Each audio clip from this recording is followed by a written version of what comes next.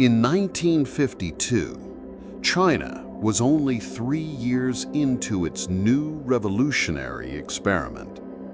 The Communist Party had taken power. The economy lay in ruins, and the task of building a socialist state had just begun. Deng Xiaoping, the seasoned revolutionary, was appointed vice premier in the central government. Mao Zedong himself showed unusual confidence in Deng, even instructing that documents sent to the party leadership be reviewed by him first. Already, Deng had become indispensable. In 1956, Deng rose even higher. Secretary General of the party, a member of the Standing Committee of the Politburo. It was a role that made him the central manager of the party's daily affairs. Side by side with Mao, he planned China's first 5-year plan and oversaw the socialist transformation, the collectivization of farms, and the nationalization of industry.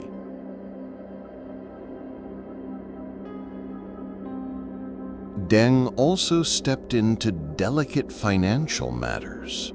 When Mao dismissed Bo Yibo as finance minister in 1953, Deng was chosen to replace him. It was a year of immense difficulty, a nation still desperately poor, yet pressed to deliver grain and taxes to the state. Deng did not make the final decisions, but he had to calculate what each province could bear, judgments that carried enormous weight for millions of lives.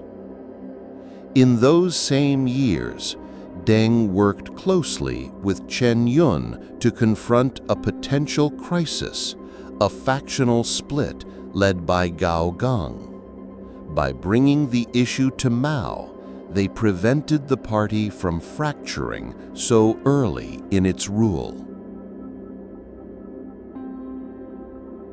In these moments, Deng observed Mao at close range.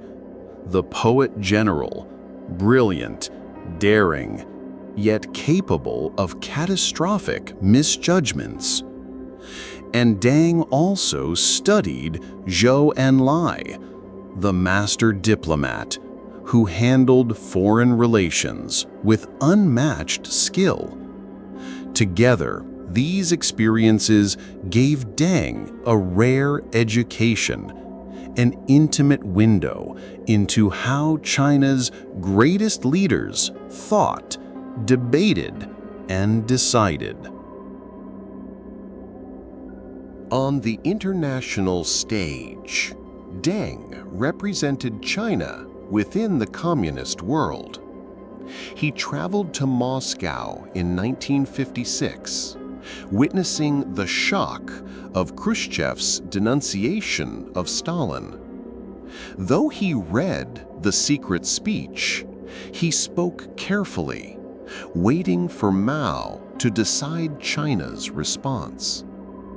Here, Deng's caution, his ability to act shrewdly without overstepping, would serve him well for decades to come.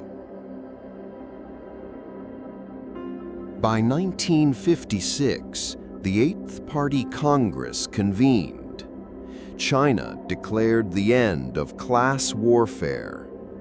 Agriculture and industry had been transformed. The party now turned to economic growth, regular procedures, and governance of a modern state. At this Congress, Deng reached the height of his early career, General Secretary of the party, and one of the 6 men at the very top of power.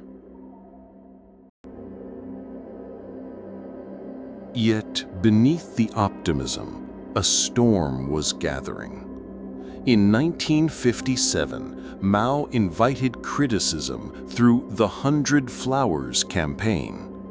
Intellectuals spoke out, with more honesty than Mao had expected. His response was swift. The Anti-Rightist Campaign followed. 500,000 intellectuals were denounced, silenced, or destroyed. And Deng Xiaoping, the loyal implementer, was placed in charge of managing it. Deng had once urged tolerance of criticism, but now he stood with Mao, defending party authority and overseeing the purge. For China's intellectual class, this was a wound that would not be forgotten. Soon came the great leap forward. Mao dreamed of leaping into communism overnight. Villages were swept into massive communes. Backyard furnaces devoured forests to produce worthless iron. Mess halls ran out of food, and famine spread like fire across the countryside. Millions, perhaps tens of millions, perished.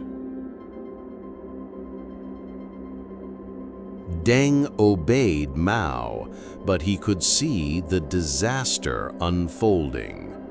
He tried quietly to stabilize the situation, to guide local officials, to contain the chaos. When his own health faltered in 1959, he withdrew for a time.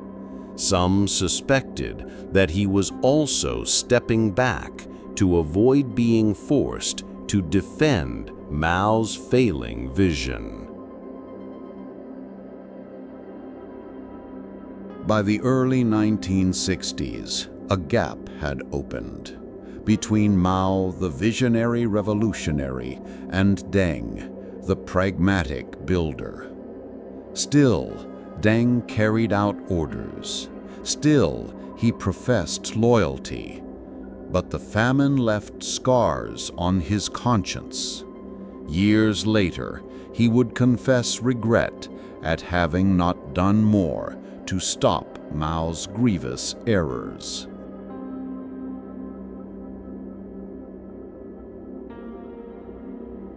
Even as their differences widened, Mao continued to value Deng's toughness, especially in China's bitter disputes with the Soviet Union.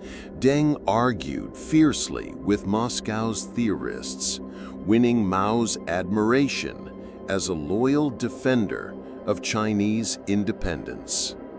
For now, their alliance held. But Mao was watching, and Deng's independence of mind would one day cost him dearly.